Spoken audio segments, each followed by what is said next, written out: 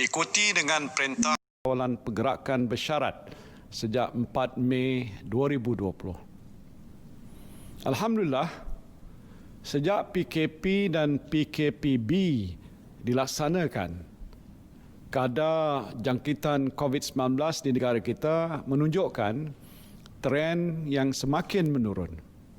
Statistik Kementerian Kesihatan pula memperlihatkan kadar jangkitan dalam kalangan rakyat tempatan semakin rendah dan terkawal. Kebanyakan kes yang dicatatkan sejak kebelakangan ini adalah kes import dan kes-kes yang melibatkan pendatang asing tanpa izin di depo-depo tahanan imigresen. Kita bersyukur kerana tindakan pantas para petugas barisan hadapan telah berjaya membendung penurunan COVID-19 dalam kalangan tahanan di depo imigresen dan keadaan pada masa ini adalah terkawal. Pada masa yang sama, kapasiti perubatan dan kesihatan awam negara kita juga berada pada tahap yang lebih baik dan meyakinkan.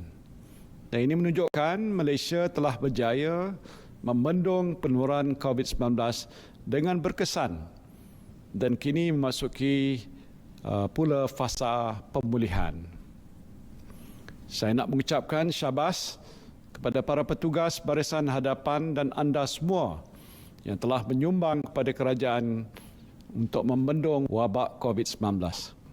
Kejayaan ini adalah kejayaan anda semua. Anda telah memberikan kerjasama yang baik kepada pihak berkuasa dengan mematuhi semua SOP yang ditetapkan sepanjang PKP dan PKPB dilaksanakan. Oleh itu, pada petang ini saya nak mengumumkan satu berita yang agak melegakan kepada anda semua. PKPB yang akan berakhir pada 9 Jun 2020 akan digantikan dengan Perintah Kawalan Pergerakan Pemulihan atau PKPP yang akan bermula pada 10 Jun 2020 hinggalah 31 Ogos 2020.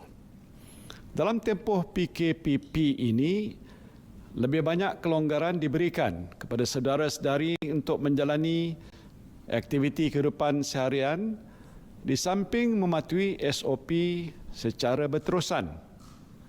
Mulai 10 Jun 2020, perjalanan rentas negeri akan dibenarkan kecuali di kawasan yang diisytiharkan Perintah Kawalan Pergerakan Diperketatkan atau PKPD.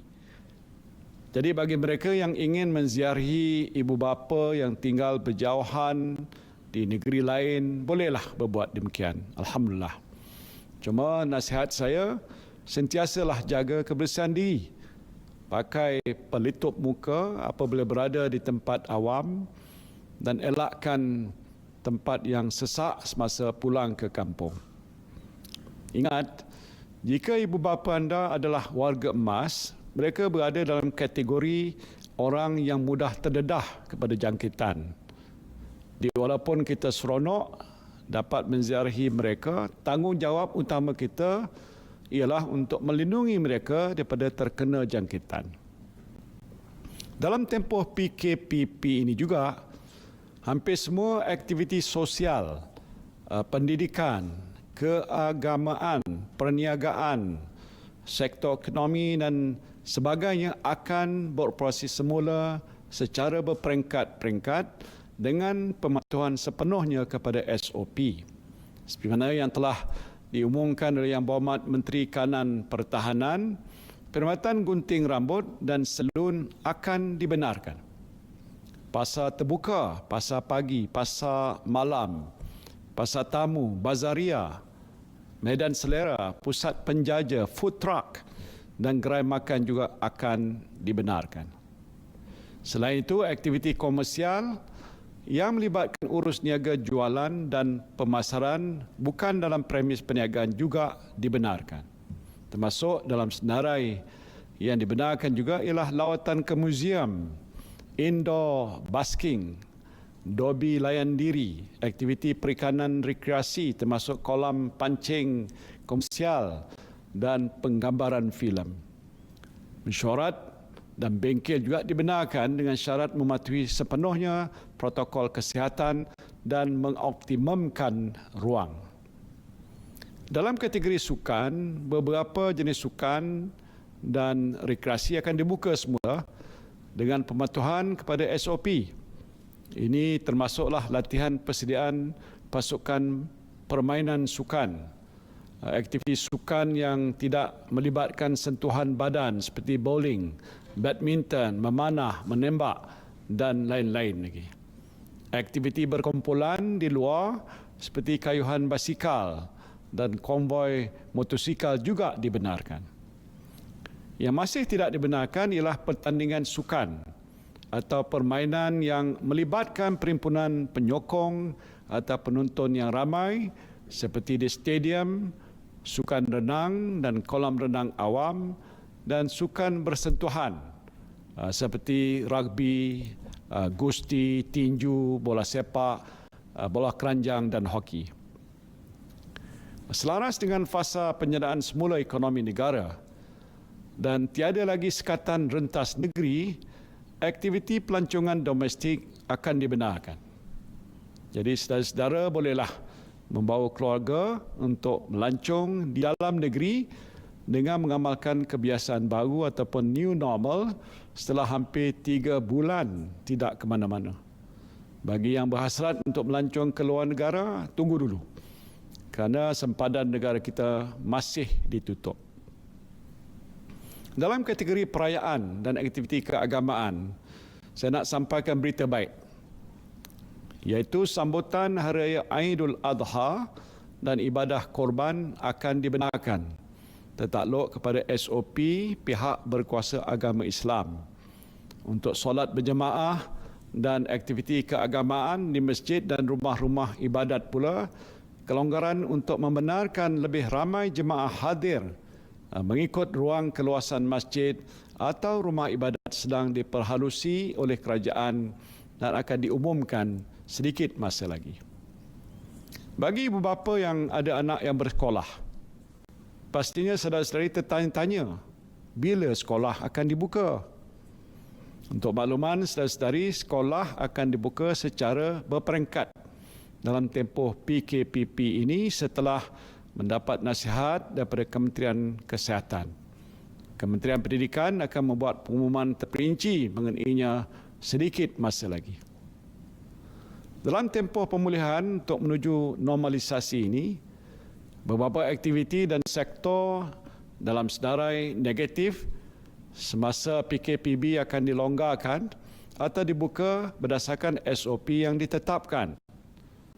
Umpamanya, waktu operasi perniagaan akan kembali seperti biasa dengan pelaksanaan kebiasaan baru yang melibatkan pemilik premis dan pelanggan. Penjarakan sosial, penggunaan pelitup muka di tempat awam dan membasuh tangan menggunakan sabun ataupun hand sanitizer merupakan kebiasaan baru yang mesti kita terus amalkan. Walaupun saya telah mengumumkan banyak kelonggaran ini tidak bermakna tiada lagi apa-apa sekatan yang akan dilaksanakan oleh kerajaan untuk mengawal penularan COVID-19 ini. Beberapa aktiviti ataupun sektor masih dilarang. Ini termasuk pub, kelab malam, pusat hiburan, pusat refleksologi, pusat karaoke, taman timah, perarakan keagamaan dalam jumlah yang ramai, kenduri kendara, rumah terbuka dan aktiviti ataupun apa-apa aktiviti lain yang melibatkan kehadiran orang ramai yang bersesak di suatu tempat sehingga menyukarkan amalan penjarakan sosial dan juga pematuhan kepada SOP. Untuk mengetahui dengan lebih lanjut senarai aktiviti ataupun sektor yang dibenarkan dan yang tidak dibenarkan, saudara-saudari bolehlah layari laman web Majlis Keselamatan Negara. Saudara dan saudari yang saya kasihi sekalian, kerajaan akan melaksanakan PKPP dengan berteraskan 7 strategi. 7 strategi iaitu pengukuhan kesihatan awam, perundangan dan penguatkuasaan, pengukuhan kawalan sempadan, pembukaan sepenuhnya sektor ekonomi, pembudayaan kebiasaan baru, pemerkasaan tanggungjawab komuniti dan perlindungan golongan berisiko. Strategi ini akan dilaksanakan melalui jawatankuasa khas Menteri mengenai pelaksanaan PKPP yang dipengusikan oleh Yang Berhormat Menteri Kanan Pertahanan. Manakala di peringkat kerajaan negeri pula, strategi ini akan dilaksanakan melalui jawatankuasa yang diwujudkan oleh Yang Amat Berhormat Menteri Besar dan Ketua Menteri. Pelaksanaan strategi ini pastinya memerlukan kerjasama dan juga sokongan semua pihak, termasuk jentera kerajaan pusat dan negeri, pihak swasta, pertubuhan bukan kerajaan serta pemimpin dan juga ketua komuniti. Sejak PKP dilaksanakan hampir 3 bulan yang lalu, kerajaan telah melaksanakan pelbagai strategi dan langkah yang wajar dalam menangani dan juga membendung wabak COVID-19. Banyak kawalan dan sekatan yang dikenakan ke atas saudara dan saudari sekalian. Ini tak bolehlah, ini tak boleh, itu tak boleh, semua tak boleh. Namun saya sedar kerajaan tidak boleh mengawal kehidupan saudara-saudari buat selama-lamanya untuk menghindari jangkitan wabak ini. Saya tahu saudara-saudari juga mahu menjalani kehidupan seperti biasa. Saudara-saudari ingin keluar bekerja, ingin berniaga, beriadah, lancung bersama-sama keluarga dan melakukan aktiviti-aktiviti lain dalam kehidupan seharian. Jadi kini tibalah masanya kerajaan memberikan lebih banyak kelonggaran pada saudara-saudari dengan syarat saudara-saudari mengambil tanggungjawab secara serius untuk mengamalkan kebiasaan baru kehidupan dan mematuhi semua SOP yang ditetapkan oleh kerajaan. Ini bermakna tanggungjawab untuk memastikan wabak COVID-19 kekal terkawal berada di tangan saudara dan saudari sekalian. Saya juga ingin menekankan kepentingan peranan pemimpin masyarakat, termasuk ketua kampung, ketua komuniti, pemimpin NGO dalam membendung penularan wabak ini dengan memastikan semua anggota masyarakat mematuhi SOP yang ditetapkan oleh kerajaan. Tidak kurang pentingnya ialah peranan majikan. Para majikan juga mestilah memastikan semua pekerja mematuhi SOP di tempat kerja.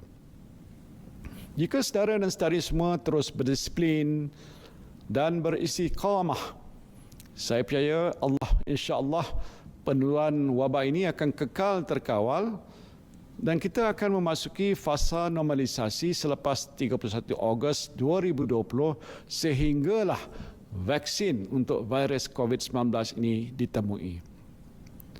Namun saya ingin mengingatkan, sekiranya berlaku peningkatan mendadak kes positif COVID-19 dalam tempoh ini, kerajaan tidak akan teragak-agak untuk melaksanakan Perintah Kawalan Pergerakan Diperketatkan atau PKPD di kawasan ataupun lokaliti yang berkenaan.